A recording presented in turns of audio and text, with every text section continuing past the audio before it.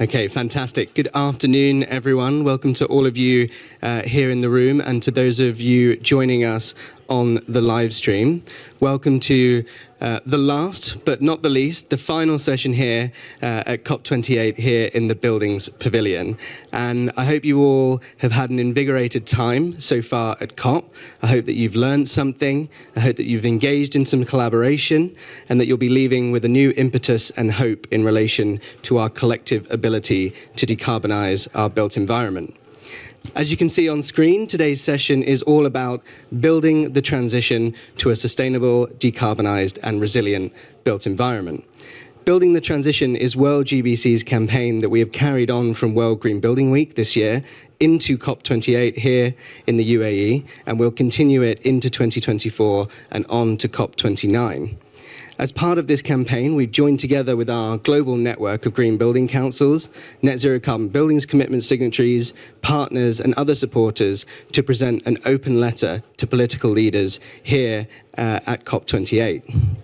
And through this joint action, we've been aiming to demonstrate the critical role of the built environment in tackling the climate crisis and to champion the activity being implemented by our network and to provide a call to action for those policymakers here to step up and deliver the regulatory change the world needs. So far, we've had over 360 companies, alongside nearly all of our green building councils in the network, representing over 46,000 members signed up in support. And also this week, we've seen the announcement of the Buildings Breakthrough, with 28 countries, with a last-minute addition of Ghana, agreeing to make near-zero emission and resilient buildings the new normal by 2030. And today, as part of this wider built environment and buildings content at COP28, we're here to talk about key solutions that can decarbonise our built environment. The IEA's Net Zero 2050 scenario notes that energy efficiency measures and electrification are the two most impactful mitigation measures that we can implement in order to achieve building decarbonisation at scale. And so today, you're going to hear from a fantastic set of speakers on some practical and existing technical solutions that can be implemented today, and about how mitigation and decarbonisation measures can bring multiple co-benefits, not just in terms of emissions reductions, but also in terms of improved health and well-being, improved nature and biodiversity, and improved social equity and resilience. So to kick us off, I'd like to hand over to Nadine Abu Ode, Built Environment Associate at the High Level Climate Champions, to give us our opening keynote. So please join me in welcoming Nadine.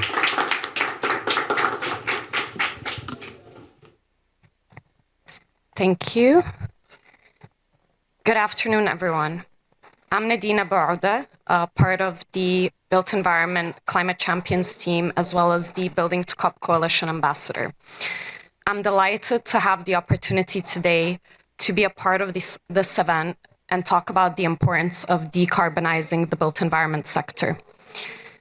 The buildings and construction sector is responsible for around 40% of global energy-related emissions, around 20% greenhouse gas emissions, and 50% of all extracted materials globally. Not only is the sector critical for climate action, but it's also a huge threat to a transition to a net zero future if not tackled. Despite actions from individual entities, such as countries and cities and private sector, and showing positive signs of change, the sector grew in emissions in the past year. So this is where the Race to Zero campaign comes in. So the Race to Zero is a global campaign rallying non-state actors, which includes companies, cities, regions, financial, and healthcare institutions, to take rigorous and immediate action to halve global emissions by 2030 and reach net zero by 2050. Since June 2020, over 1,500 members have joined the campaign and are committed to the same overarching goal, which is reducing emissions across all scopes in line with the Paris Agreement. In addition to that, the members also must meet robust science-aligned criteria, and the emissions have to be tackled across all scopes. So since COP27, over 70 built environment organizations have joined the race, and this represents around $45 billion of combined revenue. This included 20% of major real estate asset managers and owners, 48% of major architects and engineers, and 90% of major construction companies. So we can see that members in the race are taking action, and together their actions are helping drive a holistic response to the climate crisis. The objective of this campaign is to build a momentum around the shift to a decarbonized economy ahead of and during COPs. And this is intended to send governments a resounding signal that businesses, regions, all the non-state actors are united in meeting the Paris Agreement goals and are creating a more inclusive and resilient economy.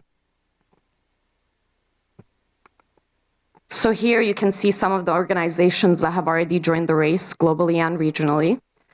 Many of these, including ARUP and JLL, have taken action towards the fifth P of the race, which is called Persuade, and it's related to the policy asks. They've done this by amplifying their demand signal by committing to only owning and occupying net zero carbon buildings by 2030. The city of Nagpur's net zero buildings by 2050 roadmap includes strategies and actions to help reduce greenhouse gas emissions in the context of, choosing building materials and explicitly aligning them to policy actions to net zero action. Other non-state actors such as Sunway Rate, which is a Malaysian real estate investor with around $1.9 billion in property, they've introduced an internal carbon price. And Daiwa House Industry in Japan updated its purchasing power by committing to 90% of its suppliers covering purchased goods and services, having science-based targets by 2026. Lend-Lease, a global construction firm, also made an unparalleled commitment to reach net zero by 2040 across all three scopes. The city of Tokyo is expanding zero-emission buildings to reduce greenhouse gas emissions by 30% compared to the 2000 levels, reaching all net zero by 2050, and also accounting for adaptation members such as disaster prevention and heat countermeasures. Now, the member I'm most excited about that recently joined the Race to Zero is actually a UAE-based developer, one of the biggest developers here, Aldar. And they've pledged to significantly reduce their carbon footprint across scopes 1 and 2, as well as a 45% reduction in scope 3 emissions intensity by 2030. So ultimately trying to achieve net zero by 2050. Aldar is taking a series of actions, and this includes implementation of sustainable design standards to maximize energy efficiency, engaging in upskilling its supply chain, prioritizing green construction practices, adoption of more clean energy sources, tenant engagements, as well as implementation of circular economy principles. So we can see that a lot of the Race to Zero members are taking some very impactful action, and not only are they doing it internally within their own organizations, but they're also committed to influencing the wider sector and collaborating with other peers. So to join the race, we have a series of initiatives and networks that are official Race to Zero partners. And these partners are the funnels through which individual members can join, and they provide support and guidance to members on how they can commit to achieve net zero by 2050 and actually take meaningful action towards that. So if you're interested in joining and you want to learn more about the race, please reach out. Thank you.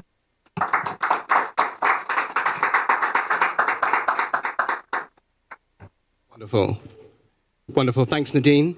It's really good to get some context there about the need for action and the race to zero more broadly. And I am going to shamelessly highlight World GBC's Net Zero Carbon Buildings Commitment, which is a climate initiative encouraging businesses and cities and regions to take accelerated action by 2030, working on some of the private demand signals that we need to see to accelerate change, and also in terms of achieving the race to zero 2030 breakthrough goals for the built environment.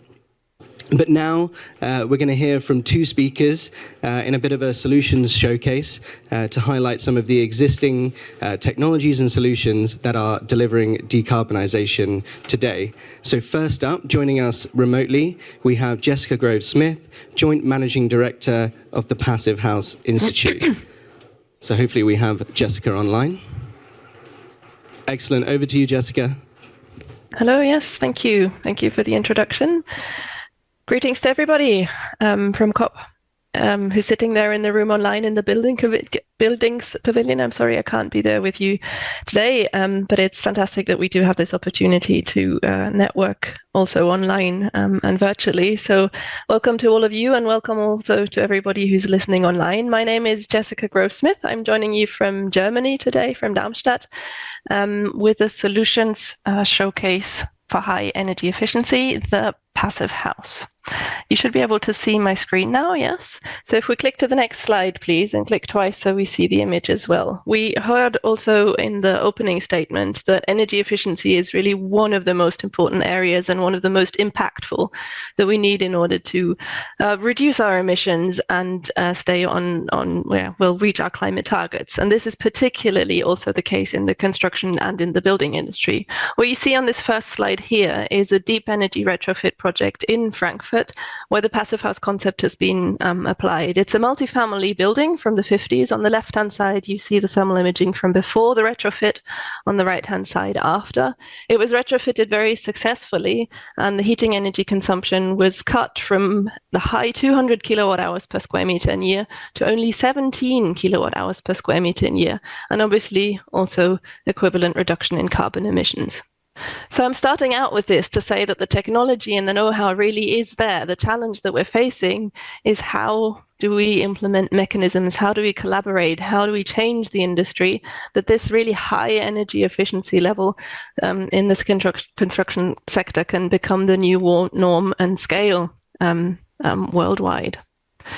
Next slide, please. I'm here to present the Passive House as a solution showcase. So to start out with, what is a Passive House?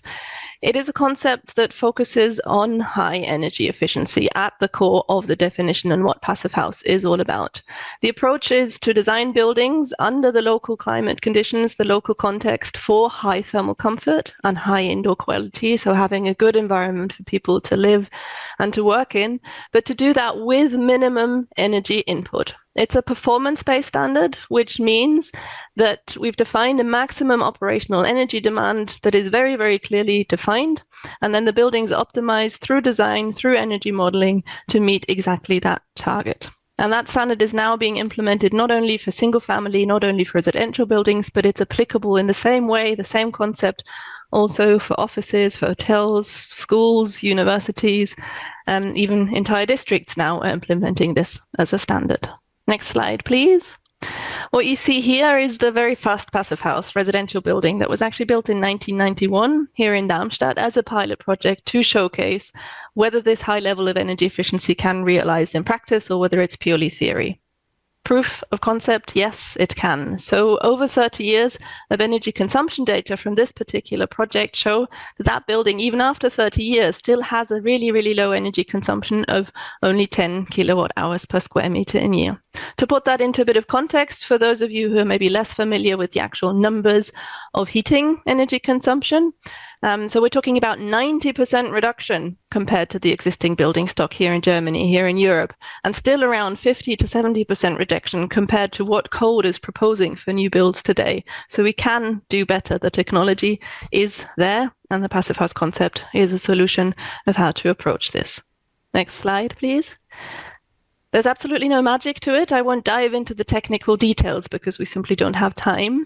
But the main ingredients for energy efficient construction are known. We tend to speak about 5 main principles as the basic to the approach without going into detail. One of the core aspects, absolutely first, is the building envelope. It's good insulation, appropriate windows with the right orientation, good shading approach, and good insulating qualities. But also the ventilation concept is key. So we provide fresh, healthy air for the people inside the buildings, but without heat loss. So in many climates, that does mean mechanical ventilation with heat or energy recovery. Next, please. So far, I've given examples mainly from cold climates and the reduction of the heating demand. Now, it's really important for me to stress and to focus that this concept is applicable internationally. Because Passive House is a performance and outcome-based standard, it means that we have that target and we optimize in the local context. So it's really about designing your building through energy modeling to reach that target in your given context. And obviously, in hotter climates, that means optimizing to reduce your cooling demand. On the next slide, we'll see just a brief example of what that can mean in the case of cooling, and click twice, please, so we have the animation. Thank you. Yes. So pick up on this cooling case. Here is an example of the benefits of high energy efficiency in the scenario of a hot climate and reducing cooling demands, but also reducing cooling loads. So what we achieve by high energy efficiency is that those high cooling peaks are significantly reduced. We need less cooling units in the first place, but we can also work with much smaller and much more efficient energy systems. There's much less pressure on the electricity grid from peak loads. So energy efficiency, driving down the energy demand, driving down the peak loads, really has a lot of added benefits in addition to driving down the energy, driving down the emissions. Next, please. So what we've experienced over the years and what is really baked into the Passive House approach and how we work with the community and through project is quality assurance. To really achieve that high energy efficiency in reality, in practice, we have to have good mechanisms of quality assurance. So we need capacity building, which is the first one listed here. We need people across the industry to be aware and familiar with the technological solutions. And that starts really with students at university learning differently, approaching buildings as energy efficient from the outset and not relearning later in their career. We need reliable design tools, and they don't have to be overly complex. It's much, much more important that they are reliable and robust based on physics and give you a realistic a calculation of how the building is actually expected to perform. We also need high quality components, and coupled with that, we need verified energy performance specifications, relying not only on what the manufacturer tells us, but energy labeling, certification schemes, and then overarching a QA process, which, for example, can be certification. Next slide, please.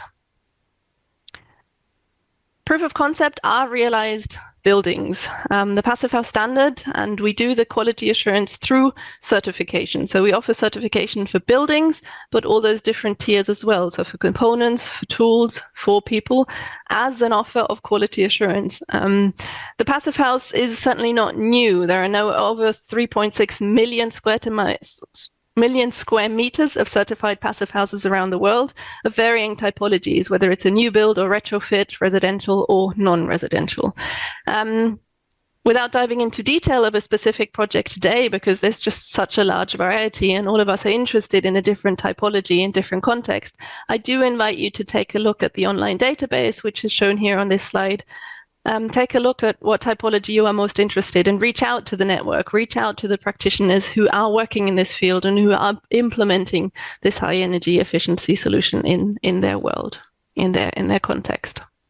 If you go to the next slide, please, one thing I wanted to point out here is obviously Passive House is a voluntary standard. It's independent of code. It has its own quality assurance processes. It's really state-of-the-art high energy efficiency for buildings as a solutions showcase.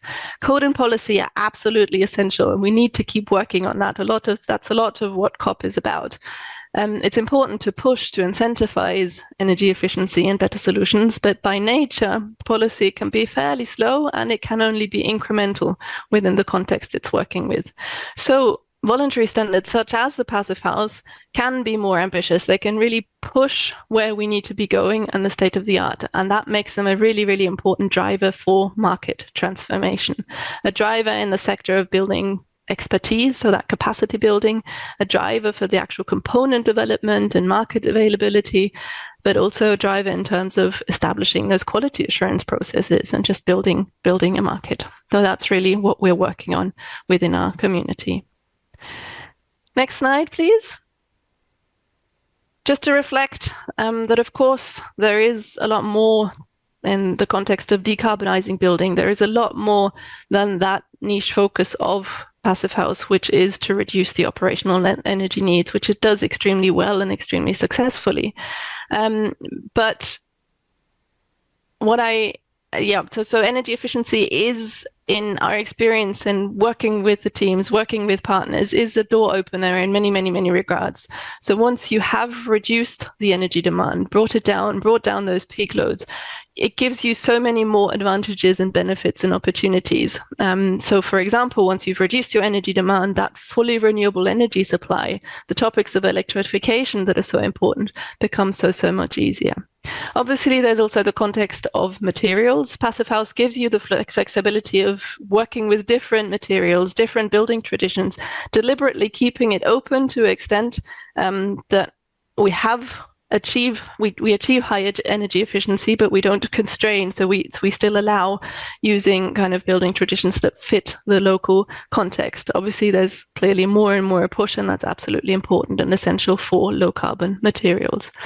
Last but certainly not least, we always have to keep in mind that the people at the center of all of this. If you click once more, please, it's aspects such as health and well-being, fuel poverty, and all of those things can also be addressed through energy efficiency. We have the good ventilation systems, we would provide healthy air, we would provide comfortable and healthy conditions, and fuel poverty is a big thing, obviously reducing our energy and electricity bills. Coming slowly to an end, if you go to the next slide, please, I've included a quote from the global ABC from one of the status reports. What we build today is our emissions legacy, and that's something I think we always have to remind ourselves of, is how long a lifetime the buildings have, and that the decisions that we make today have a long-lasting impact in terms of the energy needs of those buildings year after year after year to come. So I urge you, everyone in this sector, that remind ourselves the technology is available, and let's strengthen our collaboration to scale it, to bring it to the people, to make it the new norm. If you do it right. Let's not waste opportunities. Yes, it's the state of the art of energy efficiency solutions that are available and that we should be implementing today to avoid lock-in and really bring down our emissions now, but also in the future, in the long run. So next slide, please. We here at the Passive House Institute are a research institute. We're based in Germany, but we're certainly not in this alone. We're sort of a backbone in the sense that we provide those quality assurance methods. We provide the research and the definition of what the Passive House standard is. But we work very, very closely with our international network. So on the next slide, you'll see these are our affiliate organizations that we collaborate with through the International Passive House Association, IFA. We have partners worldwide. We collaborate very, very closely in the sense of enabling. So we have the Passive House standard, we develop the QA processes, but then we network with our partners locally with the context of, well, thinking globally, but acting locally so that we have the expertise and can grow the markets within the regions. And as part of that, because collaboration is so important, we are also a member of the Global Alliance of Building and Construction. I'll leave it at that today as a showcase of Passive House. I hope I was able to give you some insight in what we do and how we do and what we can actually achieve in this sector of energy efficiency, really, really driving down the energy demand. Thank you for listening. Think efficiency first, think efficiency now. We can do this, the technology is available. So think of Passive House as a really valuable ingredient for tackling the climate emergency. Thank you.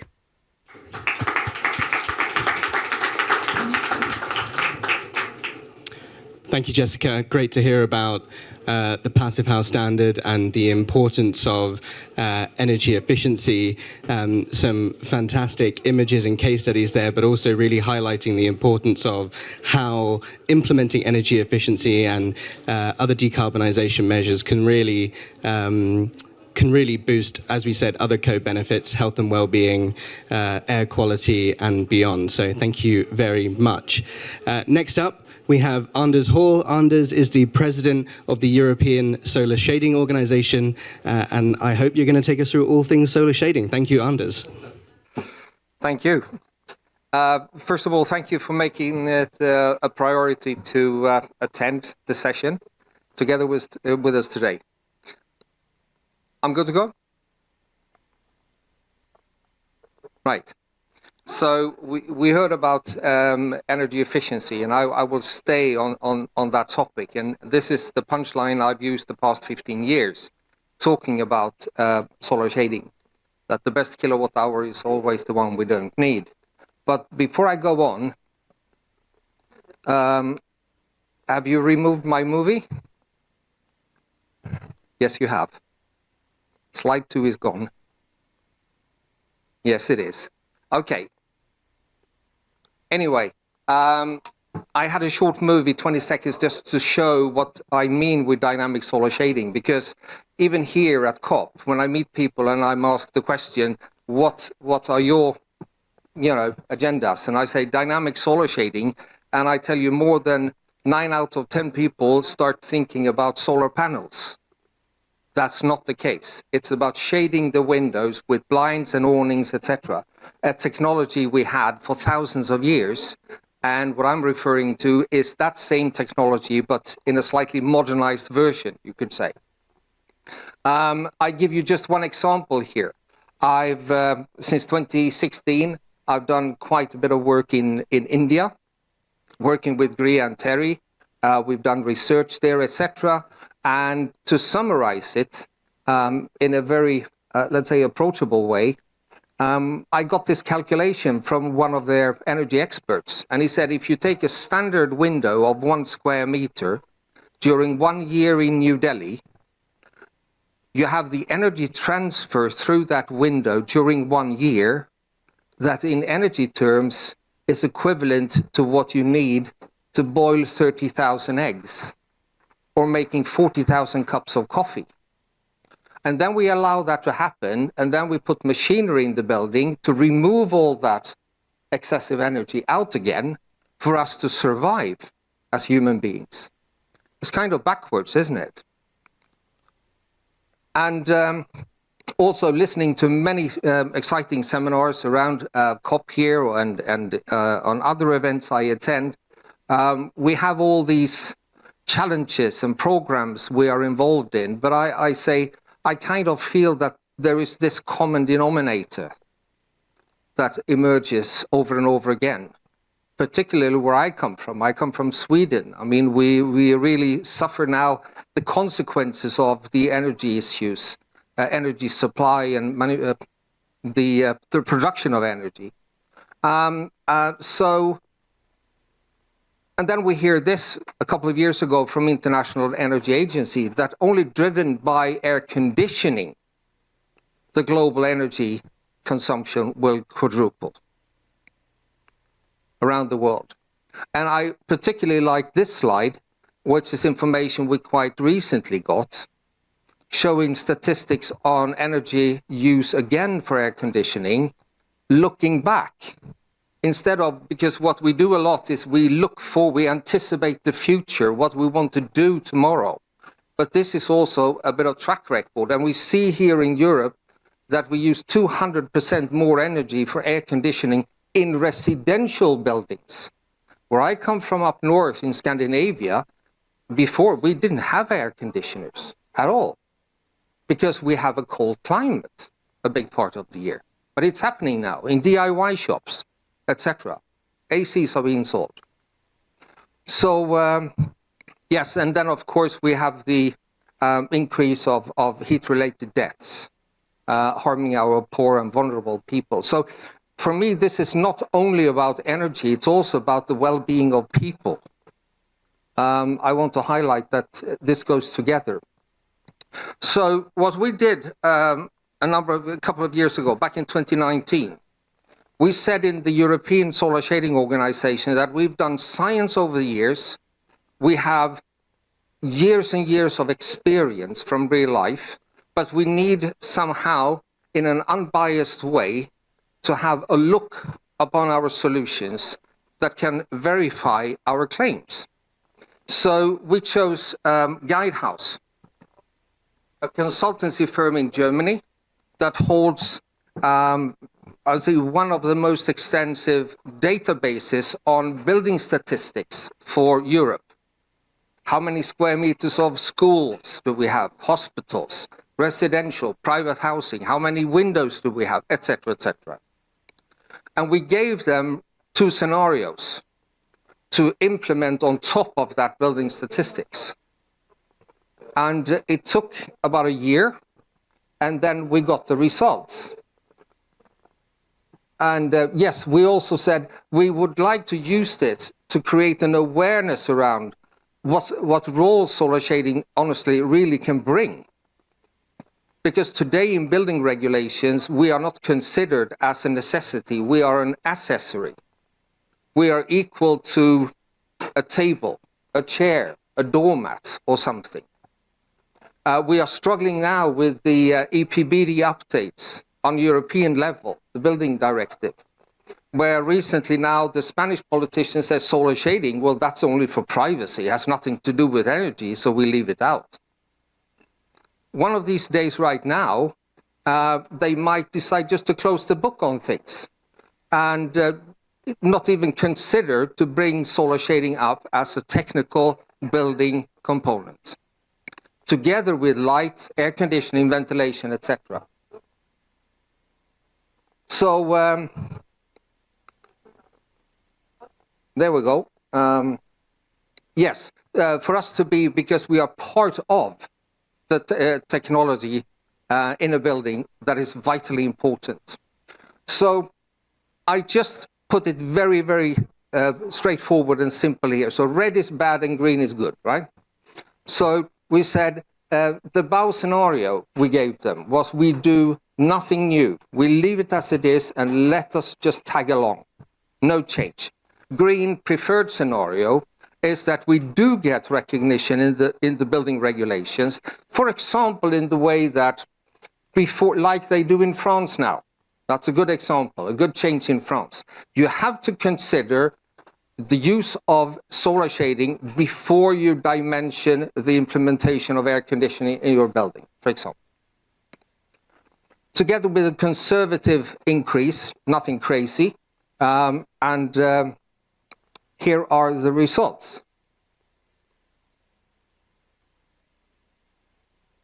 Number of buildings requiring air conditioning in Europe from 2020 to 2050. Red line, you can see we do nothing. With the green line, this is their prediction. We had nothing to do with the results. So this is Guidehouse conclusion. And they write in the report that solar shading can totally stop the increased use of installed air conditioning in Europe until 2050. Okay? Now, when we know that, that will have a connection to the use of final energy, obviously. And you see the numbers here. On the way, if we start already, this started in 2020, but you see it will build up over time, and the use of kilowatt hours by 2050 is significantly less. And this is also where we gain, let's say, the contribution to decarbonization and etc. It's less kilowatt hours required. And then they took, let's say, the more looking at the money approach, the capital investment and the operative expenses. And if we follow that preferred scenario, yes, of course, we need to spend, the yellow color here, we need to spend some money because we will invest in more solar shading. Carries a cost. But we counterbalance that with mitigating the installation of air conditioning. And then finally, the operative expenses put together between the shading and the air conditioning also created a saving. And to summarize this, you will see that when we reach 2050 doing this, 14.6 billion euros per year in direct saving on final energy cost. And final energy is energy that you and I pay for, because that's the electricity in the wall socket. That's the bill we pay. And accumulated up until that day in 2050, 285 billion euros in saved expenses for the European community. Money we can do a lot of smarter things with.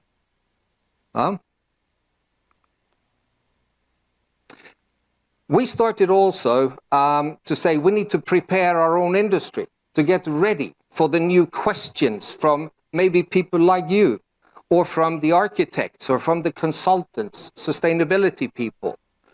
So we started developing an educational program, which we today are very proud of, and it's being implemented around Europe. And it's on different levels, depending on what your ambitions are. And we give a certificate, because ESO, as an organization, we are established in Brussels, close to the EU Commission. And it's all about, basically about understanding the collaboration between the glass and the shading. I'm restricted on time here, so there's a significantly longer story here I don't have time to give you, but it's all about combining the glass and the shading. And I can see here going on the metro from Expo to the hotel every day and morning that there are mistakes being made here as well. I see it all over the world because it's lack of knowledge. And yes, you removed another one thing, it disappeared. I had Elon Musk here as well, because I said we don't need to wait for Elon Musk to come up with something, the new wow thing, because this is already available and it can be implemented already starting tomorrow. Another reflection I just have to make, because I've been working in the commercial building sector for about 30 years of my professional life. And one thing is absolutely clear to me, that technologically, in this scope with buildings, I would argue that we have all the solutions required. We just need to start working together.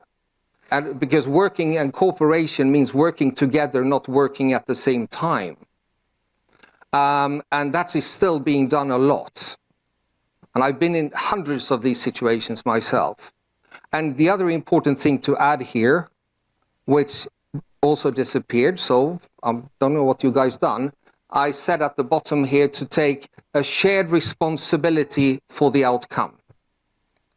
The neighbour system in Australia is something I'm really curious about.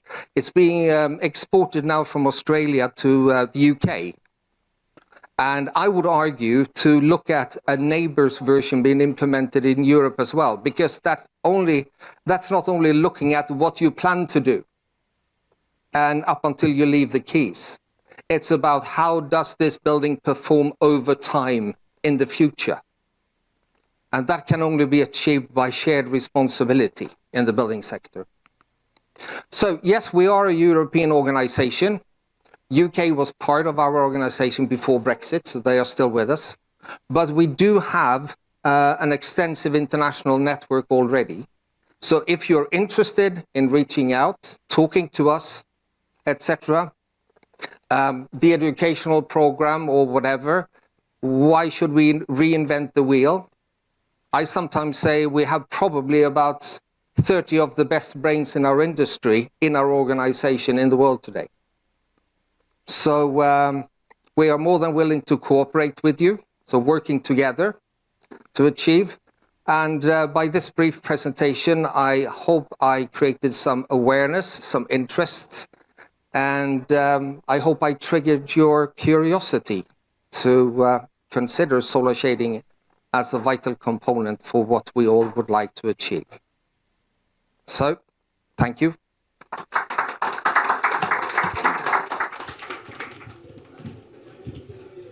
Brilliant. Thank you, Anders. I think fascinating to really highlight the importance of some of the more simple, maybe low tech, but really effective solutions that you said have been around for a very long time and unfortunately are still being ignored in large parts of the industry. So I hope everyone took some good notes and you're all going to go and speak to Anders afterwards and he can teach you even more.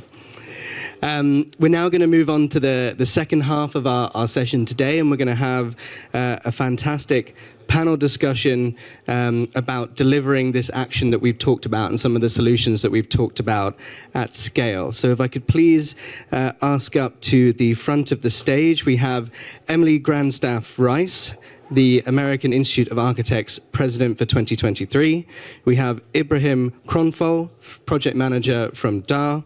We have Yvonne Cho, CEO of Singapore Green Building Council, and we also have Thomas Andre, Director of Operations for REN 21. So guys, please come and join me at the front.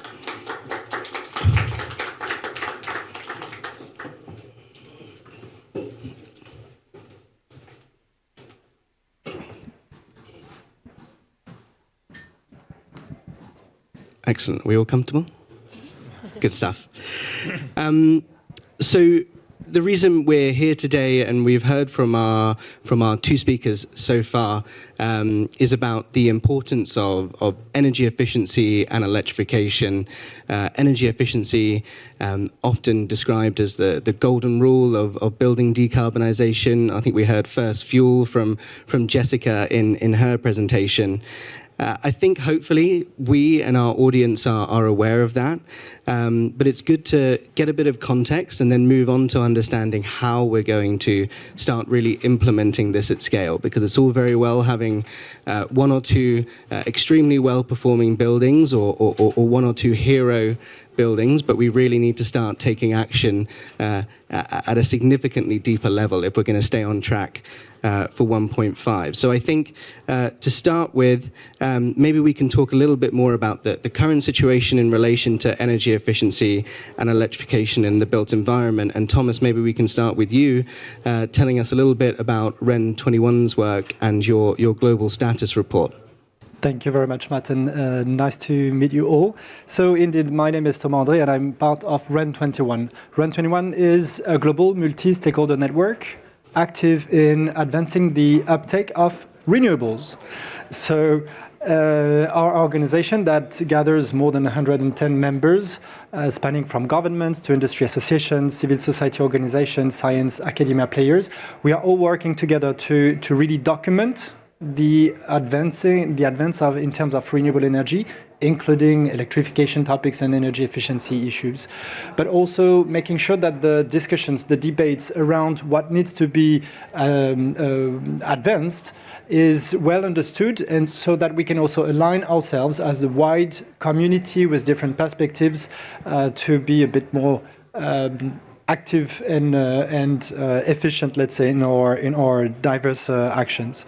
So coming to the building sector, and indeed through the Renewables Global Status Report that we are publishing every year since 2005, we are now clearly looking specifically at the building sector. It is the biggest energy demand sector because it represents 33%, 1/3 of the total final energy consumption around the world. So this is absolutely massive. and so it has been reminded by Nadine, by Jessica, about the fact that it also leads to a lot of emissions, 27%. And those emissions in buildings are obviously related to the burning of fossil fuels through different technologies like the boilers, like the furnaces. And so that leads me to the usage that we make out of this energy because most of those emissions are also related to space and water heating and cooling, as it has also been mentioned before. And if we look at that, that's about 75% of the final energy consumption in the buildings that are related to space and water heating. Hopefully, what we are looking at, notably in our global status reports related to renewables, this is the fact that there are some alternatives to fossil fuel solutions, and related to this, the topic of this panel on energy efficiency, on electrification, I might cite just quickly two of them. So heat pumps, to start with, is definitely a solution that will be more efficient. And if we look at again some numbers, because we do like numbers, we have seen a record growth in heat pump sales and use all over the world, and so also global investments grew up by almost 10%. In 2022 compared to last year. That is also expressing a real demand from the end-use consumers for this type of solutions and to manage their energy demand. Rooftop solar as well is another important solution, because we can see a growing number of buildings that are using these technologies, and so again, here the growth is impressive. So we have 49% more of rooftop solar in 2022. So we've switched from 98 to 118 gigawatt of total installed capacity of rooftop solar. We are very far from more than 1,200 gigawatt of solar capacity installed around the world, but nevertheless, the dynamic is here, and that's something to be accompanied through different measures that I guess we'll be looking later. I don't want to take too much of time and leave, so I'll probably get back to some other. But these are two elements. Renewable energy, and from our perspective, needs to come with energy efficiency measures, and one will not lead to the other. This is maybe a key message I'd like to give. Thank you, Thomas. I think that's an excellent opening statement to remind us all about the relationship of the built environment back to the grid. There's no point putting all this effort into decarbonising the grid and investing in renewables if we continue on a trend of increasing energy consumption and demand. And so that's really the role that buildings and the built environment have to play in terms of improving energy efficiency and making sure that we act as an opportunity and a solution rather than an increasing burden on that grid decarbonisation effort. Yvonne, maybe I can come to you next. How important, from your perspective, leading a green building council in the Asia Pacific region, is energy efficiency and electrification in relation to your market, giving us a bit of an insight into Singapore? Okay, so I think I'm the odd one here. I'm going to be sharing about, our situation from the other side of the world, where it's hot all the time, a tropical context. So if I may divide our buildings into residential and commercial, so we don't use much of gas. There's definitely no heating in buildings. Our temperature is like 25 to 32, so it's not a very wide band. It's actually quite comfortable. So for residential buildings, the emphasis is actually on natural ventilation. So we don't really talk so much about cooling and all that, because the main aim is to use particularly design tools, CFDs and all that, to orientate the buildings, put your doors and windows in the right position. So like for our homes, there would be like a gate and a wooden door, so you leave your wooden door open, and that way, wind flows through. So that is the main emphasis for residential buildings. There's also an Energy Conservation Act, where some of the key household electrical goods have energy efficiency requirements. That would be like the air conditioner, refrigerators, lighting. So there are some energy efficiency standards that have to be met, and such goods cannot be imported or manufactured if it doesn't meet those standards. For commercial buildings, it will be like a totally different context because we're all in offices and malls, and it'll be air conditioned. So there's legislation for existing buildings, for new buildings, and then there's also the Green Mark voluntary standard that's for the top of the market. So for existing buildings, the requirement currently is for buildings to be 40% more efficient than 2005 levels. So this is built into legislation for buildings that were completed from 2010 onwards. Then for existing buildings, the standard is 50% more efficient than 2005. And for our best-in-class buildings today, we can reach about 60%. So these are called super low energy buildings. And the Green Mark standard would be pushing for these 60% more efficient than 2005 levels.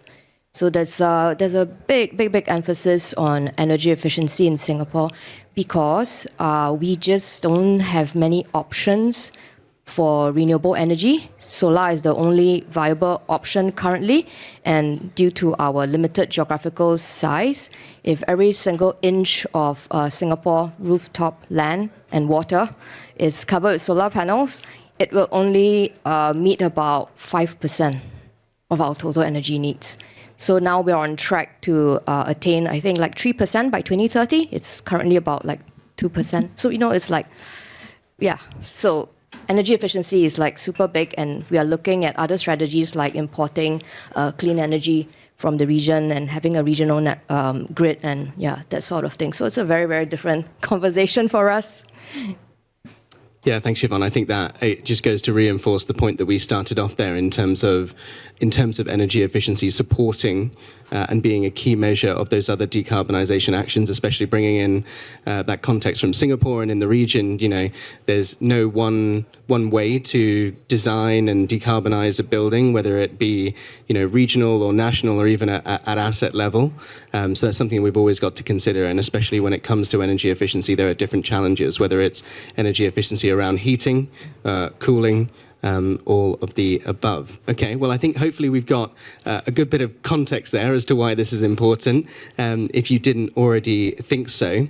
And now I want to go to each of our panelists and understand really more about what each of your organizations are doing, both in terms of implementing these solutions yourselves. Maybe Ibrahim will come to you in terms of your DAR's own assets and operations, but also in terms of how you might be engaging your members. So Ibrahim, let's start with you first. You're representing a private business here. DAR are market leaders in terms of decarbonising not only your own operations, but also using your expertise throughout your business activities to engage with clients on their own decarbonisation efforts. So maybe you can tell us a little bit more about that. The journey of decarbonisation at DAR started with the integration of the concepts of sustainability and the green building within the body of the professionals working within our DAR. In 2007, there was built a green wave within DAR to have the education of the green building concepts and sustainability within our firm professionals and throughout all trades, MEP, architects, and throughout. And we started building the capacity within DAR to integrate our implementation of the sustainability and green building concepts to practice. Till now, we have almost 500 certified green building professionals in the organization. And these are not only sustainability department, they are integrated within the firms of the design. To add on, I want to mention that the key of success to decarbonization is the integrative process.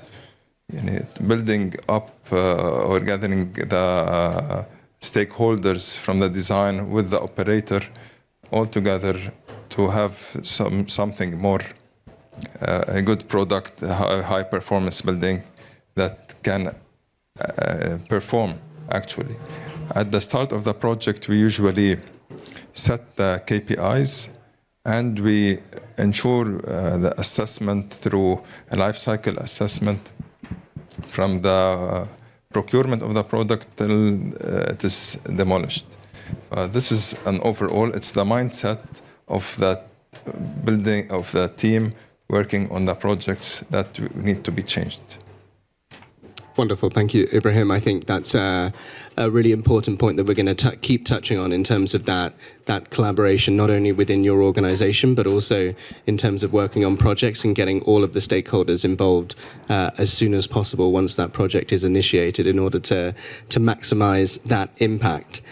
Emily, coming to you next, obviously representing the American Institute of Architects, another sort of leading industry and member organization. Architects are often described as the first line of defense or in relation to all aspects of building design, but also making sure that, from the get-go, a building is designed to be efficient in operation. So what are some of the key solutions in terms of that design that your members are implementing? And then really, beyond that, how are you as an organization getting them to do that? Thank you very much, Matt. I represent 96,000 members of the AIA, which practice both in the US and globally. And one of the things that kind of stops me in my tracks is between 2020 and 2060, global building floor area is expected to double, growing by approximately 2.4 billion square meters. So imagine the difference if these new and retrofitted structures attain net zero. So the challenge is out there. Architects have a vision, and yes, we are often the front line. We're the ones that have that initial conversation. And one of the ways that the AIA is leading is through our 2030 challenge. And so this is an effort to have our members sign as signatories to track reported operating energy and embodied carbon project data. And we currently have about 1,300 signatories. Since COP21 in 2015, our commitment has tracked a reduction in CO2 emissions of 205 million metric tons. So we know that there is action that's happening, but it's also not enough. And I think it's been a wonderful conversation every year when we release the report to understand exactly how well we're doing. So it's really a complex and difficult problem, right? And so I love this panel because we're talking about discrete elements about energy efficiency, from solar shading, from renewables, to education within our workforce. They are all important. And one thing that I want to stress that our architects have a particular knowledge base in is sometimes to reduce energy efficiency, the key aspect is actually to reduce floor area. And that's not a conversation that we always have, because often, we want more, we want to be able to, feel comfortable, whatever comfortable means. I love that in my office in Boston, we're having conversations with some leading universities within the United States of how can we make them as a master plan more sustainable. And the answer is actually reduce your building stock. You might not need all of that square footage, square meters to do what you need to do and have efficiency in your operations.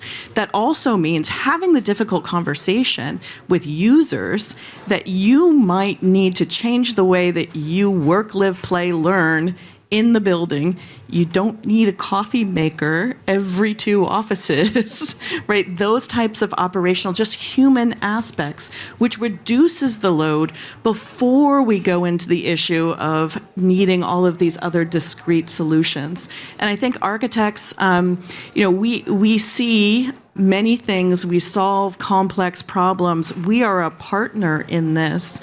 And really, I'm optimistic for the future that we're going to get there, but ensuring that architects have the resources that they need, that we're having these conversations is crucial to that.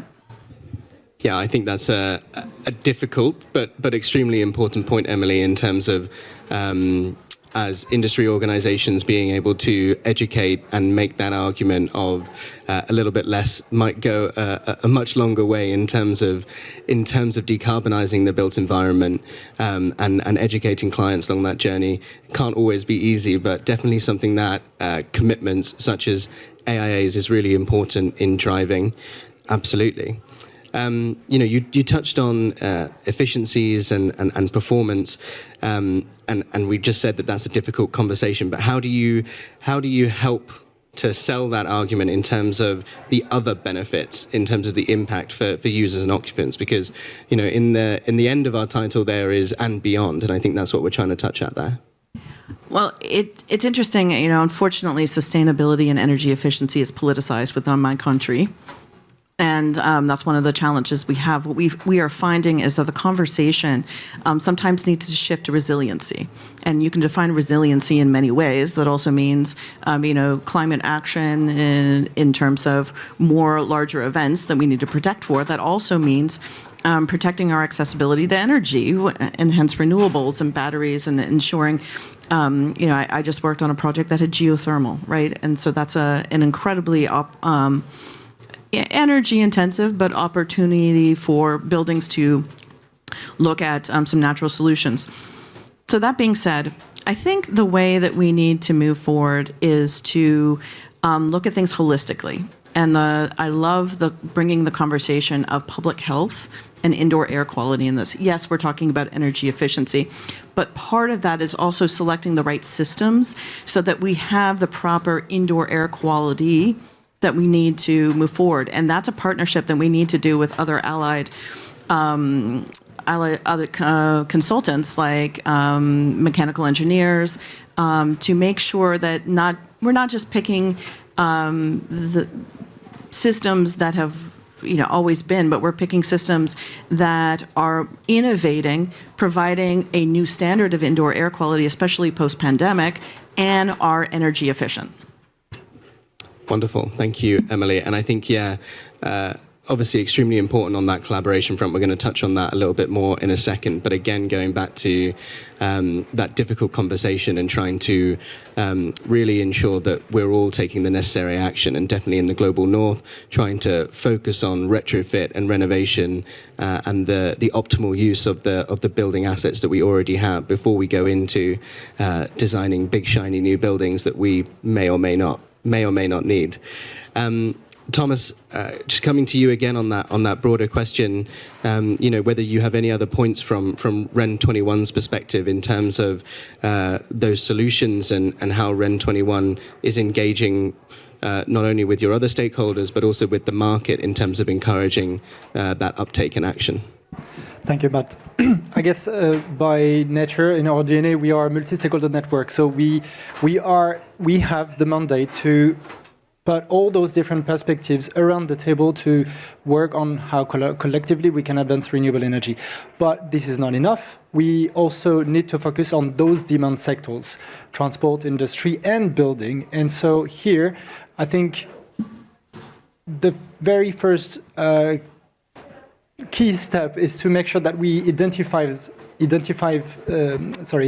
ourselves, and we need to discuss, to understand the other perspectives. We've done that with the transport sector for more than 5 years, and we realized that the understanding of the transport sectors of energy and renewable energy were not as relevant as we were thinking, and vice versa. So we adapted our understanding, we adapted our language. We then were able to work on finding the common ground, to work on how to document what needs to be worked on, how can we develop better recommendations, how can we join forces in building events, in working on specific reports, projects on the ground, and involve more players so that we can diffuse and align our narratives or actions, at least under an umbrella type of communication, without denying the specificities of each actor. And that leads us to some concrete actions. I guess you all know the global status report for buildings and construction from the global ABC. We are very proud at REN 21 to have accompanied them to kick off this report based on the approach that we have developed. And so now that we are collaborating in building that. So this is maybe my call to all these networks that you have presented with hundreds and hundreds of members that you have, to sit with us and see how we can move to the next level in the building sector and the building energy nexus. Yeah, absolutely. It's an excellent call to action there, Thomas. I know it's definitely something that World GBC engages with the Global Alliance for Building and Construction on that status report every year, and a really important industry piece of industry work that we can all refer back to in terms of making that collective message together. Yvonne, back to you. You're here representing one of over 75 green building councils around the world. I'd like to hear a little bit more about how Singapore GBC engages with your members in order to, increase the uptake of energy efficiency measures, of electrification within Singapore, maybe touching upon, what tools or certifications and other things that you use to accelerate that. Okay, I can highlight one, picking up on Emily's point on allied stakeholders. So I think in recent years, we have seen the finance sector, the banks, coming in quite strongly as members. And that has been very interesting because green finance options are now quite widely available, not just for the building owners and developers, but also green finance options for the entire supply chain, so like the small and medium enterprises. And I think today there are programs that commence from a building seeking a green certification, right? And that makes available the green loans all the way down the supply chain. So I think it's very different when you have the banks being the ones advocating to their customers on the need to, green your buildings, green your manufacturing processes and all that. So I think that's been very interesting for us. I think the challenge also is in retrofitting the existing building stock. So that we have energy performance contracting accreditation program together with what we call the Zero Capital Partnership for building owners that want to retrofit their buildings. They just go to the website, they just select certain providers that have been accredited for their capabilities as well as their financial ability to finance the retrofit, sometimes to the extent of having zero capex. So I think that's been quite interesting. And in our latest revamp of our Green Building Master Plan, a lot of the energy efficiency pathways have been simplified, right? So there's like now one common standard, whether it's new buildings or existing buildings, and there are energy efficiency pathways. The first is based on your EUI, your Energy Utilization Index, so total energy over GFA. If you meet this number, whether through energy modeling or through actual performance of your existing building, you're clear to go as, a Green Mark Platinum or whatever building. And then the second pathway is what we call the fixed metrics. So meaning, your aircon performs at, this prescriptive number, your lighting performs at this, and if you meet all of this, it's deemed that you would comply. If when you complete your building and the energy numbers don't come in as what you provided for in your design, and then you would have to purchase renewable energy to kind of make up for that, right? And so a lot of these simplified metrics is very useful because we have collected data on on quite a number of standard building typologies. So most buildings would be able to come in under one of these two pathways. But if the building is a mixed use, is complex and all that, then the third way would be to just demonstrate energy savings over the 2005 baselines. So I think some of these programs to simplify things for the industry, to have guidelines, to provide pathways have been very useful in pushing for action. And of course, backed by, the green dollars. Yeah. Wonderful. Thank you, Yvonne. Okay, so I think we've got some good context there. We've heard about how each of your organizations are trying to push these solutions forward in your respective fields. But, today's session is all about how are we going to accelerate that action and deliver more impact at scale sooner rather than later. 2030 is around the corner. And I think hopefully we're all in agreement, but that, collaboration is going to be a significant part of that in terms of mobilizing this action. So, Ibrahim, starting with you again, DAR are an excellent collaborator both within the region and beyond, and you've already spoken about the work you have done within the organization of upskilling and making sure that that focus on sustainability is paramount within all that you do. But maybe you can touch a bit more on how you're doing that engagement and collaboration with your clients. How are you convincing them to go that one step further in the action that they're taking? And the collaboration goes on different levels. Within the organization, we have collaboration within our group of companies. We have DAR group that now it's Sidara, and this groups including Perkins and Will, Integral, Introba, DAR.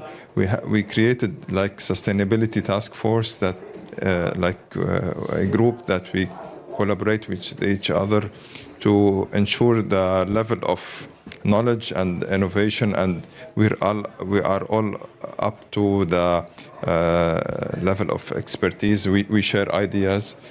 This is from one side, internally we do, and externally we collaborate with other organizations like the AIA, the ASHRAE, Green Building Councils, and across the region.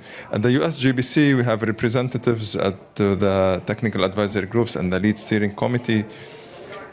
From the external and from within the DAR, we built this empowerment to reach our clients and influence their decisions. This will come also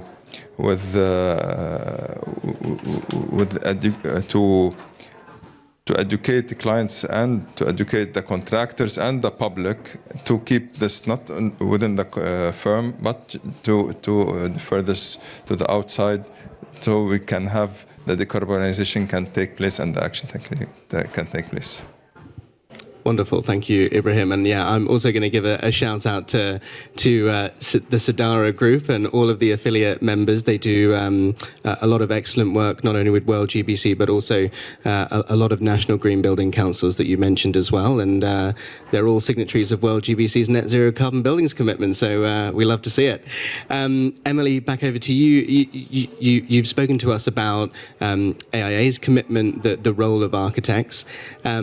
You're an industry and a membership organization. How is the AIA facilitating that collaboration between the architects? Because not all of them, I imagine, are going to be big organizations with lots of resources to put behind this kind of action. So hopefully there's some knowledge share, some exchange there that's helping accelerate action. Yeah, so I'm going to answer your question directly. How do we accelerate this? And one of the ways that we did this, that we've done recently, and this has been around for a while with the Committee on the Environment, but in 2018, the AIA board adopted that as the framework for design excellence. And basically, it's 10 measures that really are associated with the 17 SDGs. So for example, design for well-being is good health and well-being, design for energy is affordable and clean energy, and design for resources is responsible consumption and production. And so along with these 10 measures, we've challenged our members to think about design in a much more holistic way. So the conversation is less of what does the form look like, but how does the building perform? How does the building address critical issues such as water, such as energy? And in a way, sparks conversation with our members to then have with their clients. We've also associated the framework for design excellence with every award that we give. So you must address these items. And not everybody gets a 10 out of 10. That's fair. But you must address these items in some way, as a way of, one would say voluntary, but ensuring that this conversation continues to go forward. At the end of the day, I would also say for acceleration, we are really asking for standards and codes to address climate action, especially in terms of setting targets for energy efficiency. This helps us have that conversation with our clients. For example, I'm working on a building in New York City right now, which is an adaptive reuse. And one of the things that's coming forward in New York City is that there will be a carbon tax, and part of that is your energy efficiency.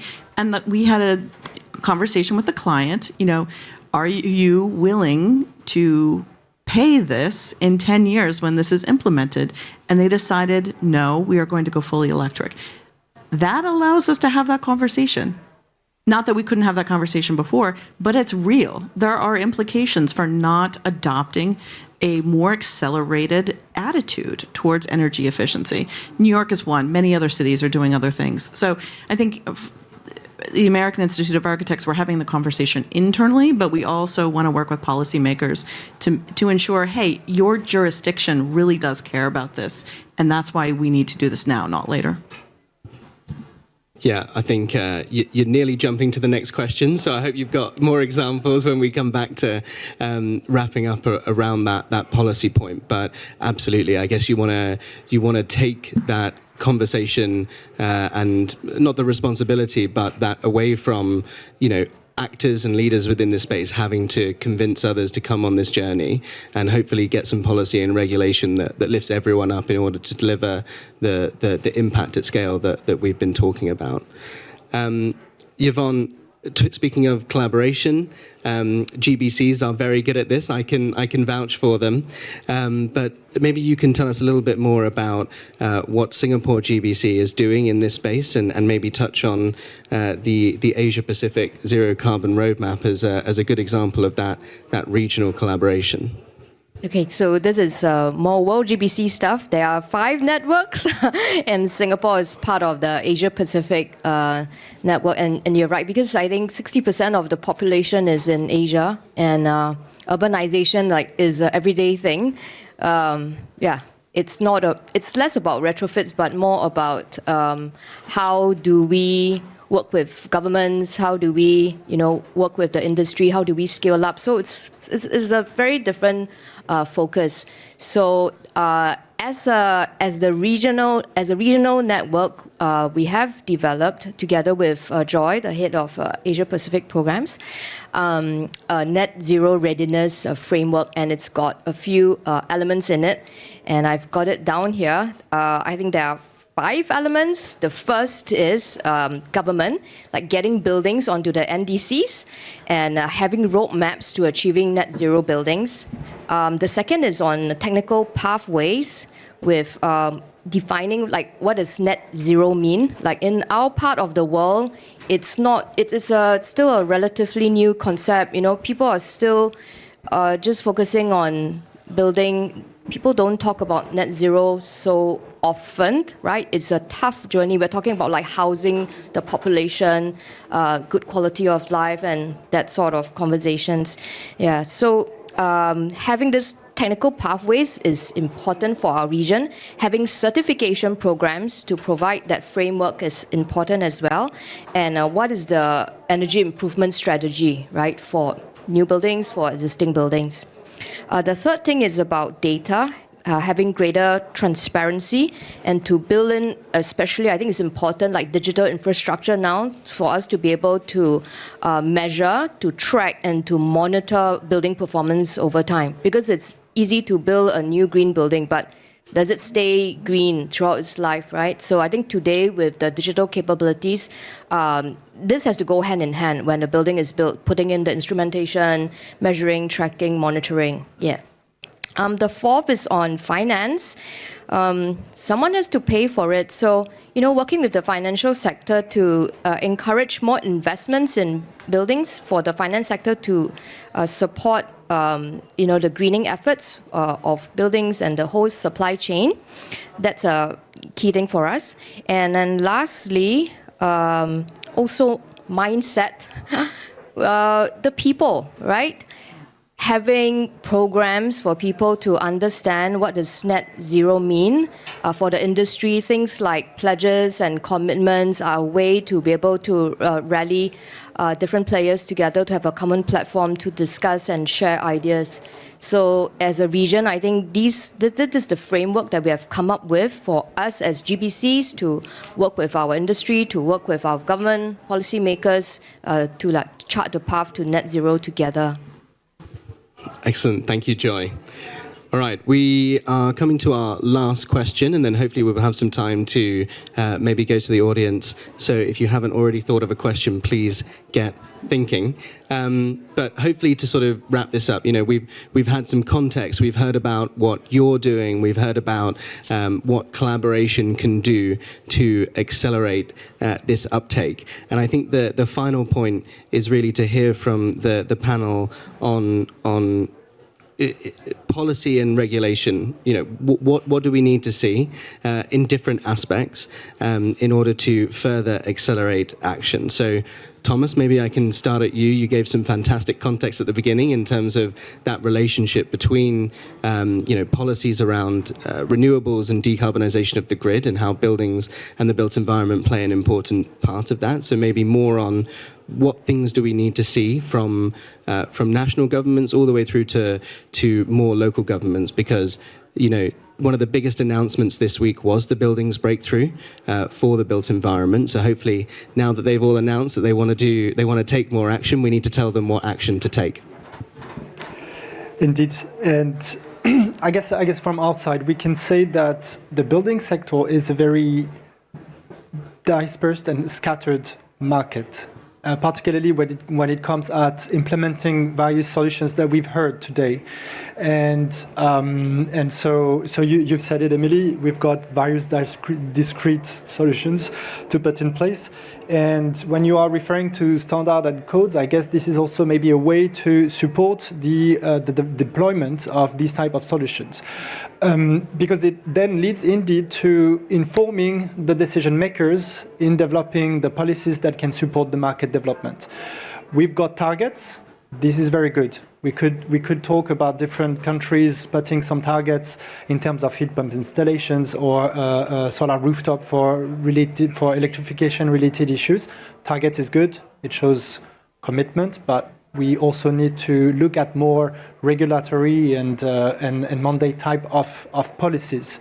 And here, this is really where, for these type of markets that are scattered, this can really help deploy and support the very end consumer demand and increase these demands. So we could mention some obligations and mandates. I'll give you just a few examples. The RE-Power EU plan, so at the European level, has been putting a rooftop solar obligation on some specific buildings. We could also mention in the US, California, they introduced a solar plus storage. So for all the buildings that need to install, that are obliged to install solar power, they now have to make sure that there will be storage. And here, that's also related to the whole transport and electric vehicle question related to building. But also to incentivize end consumers, you could work on feed-in tariff and making sure that for all the excess electricity that you are producing at home or in your commercial tertiary building, you can be well compensated, and particularly stable prices on the long term. That gives a good signal to the market. I will end with one key aspect: developing and supporting the workforce and the skills, because again, this is a scattered market. It needs maintenance at the very local level, again, dispersed one. So here, building the workforce related to maintenance and operations related to energy efficiency is also instrumental. Wonderful. Thank you, Thomas. Some excellent points. And I think really when you said it's all very well having targets, but if there's nothing backing it up to really initiate that action, what's the point? And I think, unfortunately, the UK is a good example of that at the moment. We had one of the first net zero by 2050 targets, but we've got relatively few policies towards implementing that, especially in the built environment. And if you want to know more about that, go to speak to Smith at the back about UK GBC's work in the space. Emily, policies and regulation, what do we need? Yeah, so I talked about policy and regulation ask. California is absolutely leading the way. One that we haven't talked about is clean construction. So AIA has worked with the C40 cities around clean construction and supported policies on this for clean construction and embodied carbon regulations at the local and state level, right? So this has led to the development of CMF has a shared definition for designers, owners, and manufacturers to create a clear ask to transform the industry in the marketplace. It's also led to harmonization of metrics that has consistency in calculating and reporting embodied carbon. The thing that we'll be looking for next is developing metrics for accountability and performance. So we've been talking a lot about the building as a discrete, as a finished product. Also, we need to think about sort of the life cycle of creating the building and how we can move forward with that. Ibrahim? I want to add to Emily the evaluation. It's very important to have this monitoring, continuous monitoring, and to have a robust criteria for the evaluation. But what I want to focus on is the capacity building. We have recently established a MENA Alliance for Green Schools with the World Green Building Council and Lebanon Green Building Council, Egypt Green Building Council, Emirates Green Building Council, and my NGO, Green Leaders, work together in pushing this forward. What I believe that the real action will be in the future generation. We need to educate our future generation to cultivate an eco-conscious leaders that can take real action towards the net zero. This is our push and a call to join us in this collaboration with to educate the youth and for green schools. Yeah, that's an excellent point, Ibrahim. Education and education of the workforce in terms of upskilling in order to achieve all of these solutions that we set out today is going to be really vital moving forwards. Thank you. And Yvonne, last but not least, what would you like to see? There are many common elements, but here's my wish list to cities and policymakers. Number one, for urban planning processes, to go towards more compact, walkable communities with mixed land use so that people can have more access also to public transport and cycling, lower carbon modes of, transport. The second would be for building codes and standards, to be in place for energy efficiency, for resource efficiency, for building performance. Thirdly, systems for reporting and monitoring performance over time, which I mentioned earlier. And fourth, something that I didn't talk about earlier is the power of public procurement. If governments can just ask for better performing buildings, right? And, with the construct to select and opt for more sustainable, more low carbon materials. Public sector is usually a big, they are key players in every market. So that would be a ask. Capacity building, I think, has been covered by lots of people, and community engagement. We mustn't forget that we really need the citizens to be the ones to be asking for better buildings, and that would drive the market. Yes, that's my wish list. Excellent final point there, Yvonne. And yeah, I think bringing it back to that community engagement is a good point to end on. No one's going to achieve this without everyone wanting, and hopefully they do better buildings to live, work and play in. And hopefully, we've heard some good examples there of that action being taken. And I also think this week we had the announcement of the updated EPBD in Europe, which is going to mandate minimum energy performance standards and have each European country mandate that in their countries. So we are starting to see that change. We are starting to see those policies come online, and hopefully we'll, before 2030, ideally start to see much more action at scale. I did warn everyone in the room that it would be great to have a question from the audience. A hand's gone up, fantastic. We'll come to you first, Smith. Hi, Smith Mordack from the UK Green Building Council. Thank you for having this conversation on energy efficiency, and I think it's interesting that the pledge that we heard at COP here around energy efficiency, I think, is going to really keep buildings being firmly part of the COP agenda, which is great. But I just wanted to ask maybe a horrible question to you all, but there was a report came out not long ago, a couple of weeks ago, that sort of the top 1% are responsible for more emissions than the poorest 66%. When I say the top, I mean the richest, top earning. And obviously a huge amount of that is to do with different kind of lifestyle factors, but I think buildings are a part of that. And I don't feel like we really tackle that in these conversations. Like, how do we better share our building wealth? So I was wondering what any of your organisations are kind of doing related to that and what you think we need to see more of.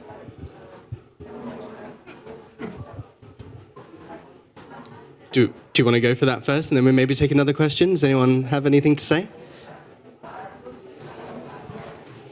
Well, It's a good question. you said the architects are on the front line, right? Let's see if I can get this. Full disclosure, I work for Perkins & Will, associated with CDARA. And one of the new tools that we have launched is a tool called Proceed. And basically, it brings together public health data across many different sources. You could get each of them individually, but this brings it all in one source. And so we do it by zip code, so the 5-digit number that determines your location. And it comes up with the top 5 public health issues in that area. And I think one of the things that this will lead to is a conversation about resources and how we redistribute resources, especially in infrastructure.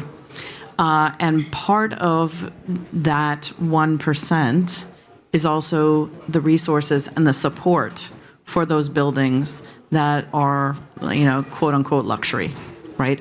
And redefining what does it mean to have a healthy place, a sustainable place, an energy efficient place in the areas that don't have it right now. So that doesn't address your question holistically, but it's one start forward. And we're dealing with very large systemic frameworks here that we have to, I have a friend who likes to talk about an American poet who's Shel Silverstein, and he talks about eating a whale. And when you eat a whale, you got to eat it one bite at a time. It might take you 90 years, but you just keep going at it. So I think that's how I see that. We just need to make a decision every time to move a little bit forward. And I want to add something that I mentioned, that educating the public and the integration of the technology with we have a platform called Para. This Para, we're gathering data and the digital platform and how we can enhance through digital twin to enhance the energy efficiency. We are evolving in this sector. And I hope that Para can reach well and to have to take part of this. And what I didn't mention is that Proceed is open source, so it's not just within our company, but it's open to anyone who can use it because we think the issue is that important. Okay, I think a lot of the new buildings, basic buildings will be required. Good quality buildings will be, something that Asia will require. So I think what's important to note is, like you said, there's no one size fits all, because a lot of the reports and a lot of the guidance come out from the West. So it talks like for buildings, sometimes there's a lot of emphasis on insulation, heating and all that. But actually, in our part of the world, natural ventilation, just orientating your building in the right direction, you just cut out the energy totally, right? Then you don't even need to be efficient about it. Just cut it out. So it's a different conversation, and I must say that in our part of the world, we see a lot of programs from Europe, from the US, a lot of capacity building. Many of these sometimes take place in Singapore because it's easy for people to fly there and get together. So there is good action, there's good support, there's good transfer of knowledge. And then I think today we didn't cover so much maybe on embodied carbon, but that focus on embodied carbon, on low carbon materials, I think that will have impact on where a lot of these stuff is being manufactured, often in Asia. Yeah, so it'll lead to better, healthier outcomes also, for the air. Yeah. That's a good point, Yvonne. We've focused on energy efficiency and electrification, but definitely all of that should be taken within a whole low carbon context, and all of that should be considered at the same time. Do we have another question? Sure. So thank you all for all this insight. I came in here to learn, as I mentioned earlier during our brief conversation. So I wear two hats. On one part, I'm on the academic front. I work at the Lagos Business School. And on my second hat, which is my primary hat, is I'm a real estate practitioner, also with green buildings, looking at green building standards like the IFC Edge, and I used to work at JLL for like 15 years. So I came in here to understand what can be brought back to the continent, because I have a similar concern as she has on a bigger scale, where we talk about a number of net zero. You mentioned net zero, you mentioned capacity building. These topics are barely discussed on the tables that I sit on or I'm aware of, because everyone sits in silos. The academics sit in silos, scientists sit in silos, the developers sit in silos. And when they hear net zero, immediately costs becomes a major concern. No one is thinking grassroots, no one's thinking about ways that it can be done. Hence why I'm passionate about EDGE, because I realize an affordable standard that can be implemented.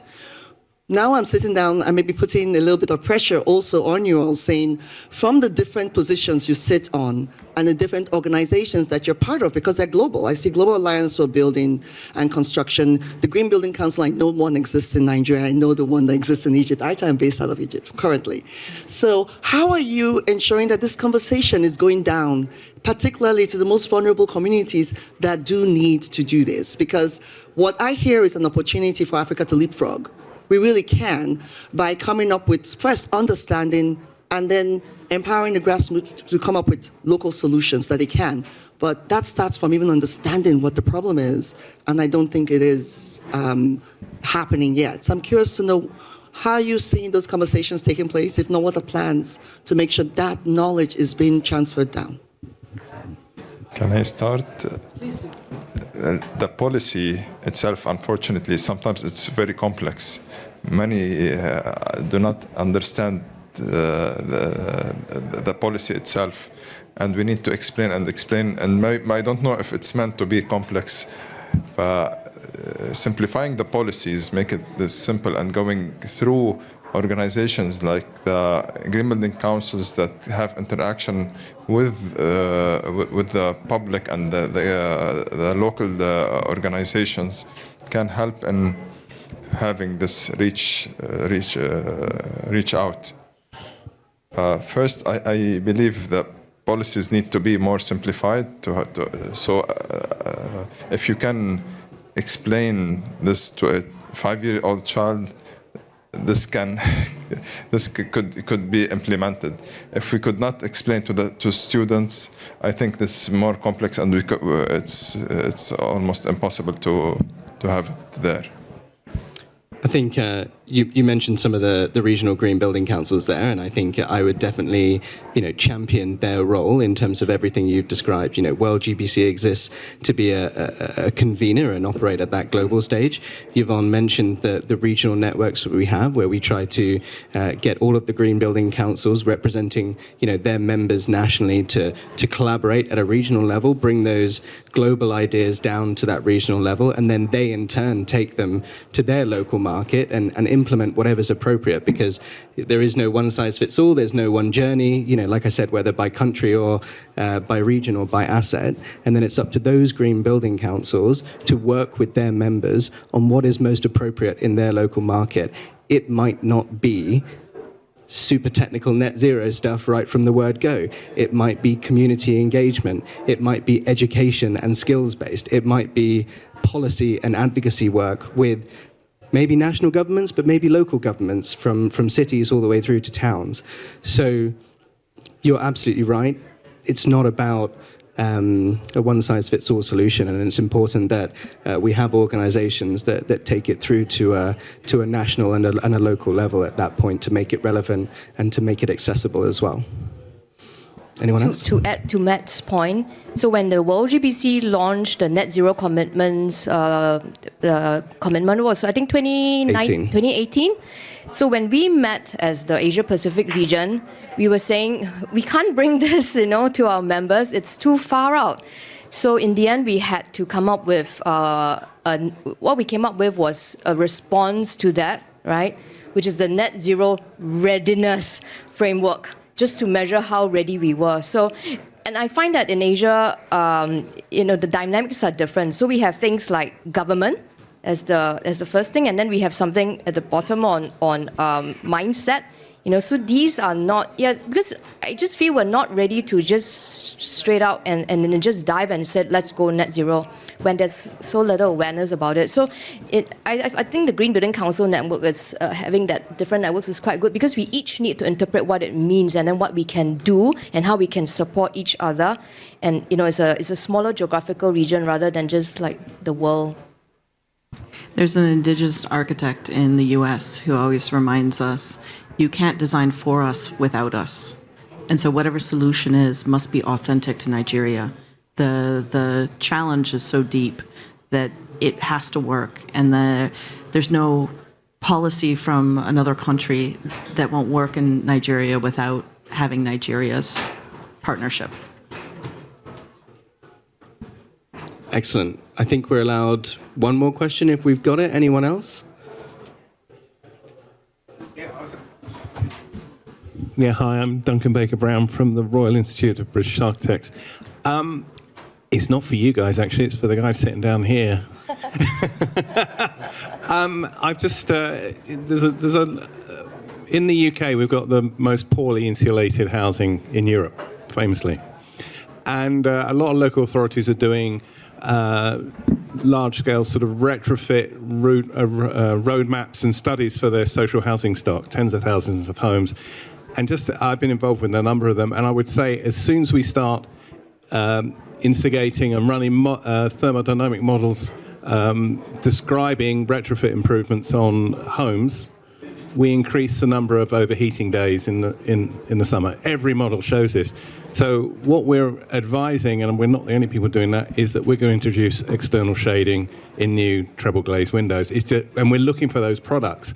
So all I would say is that the UK has got that problem. We have got a fast changing climate from never needing much shading at all to needing a lot of shading. So we can just see in the UK a dynamic change in the climate, which means that we're having to design in different ways immediately. So I was just picking up on your sort of idea that in Spain they're ignoring external shading. Well, we're looking across to Europe thinking they've done shading for thousands of years and beyond, of course, other people have.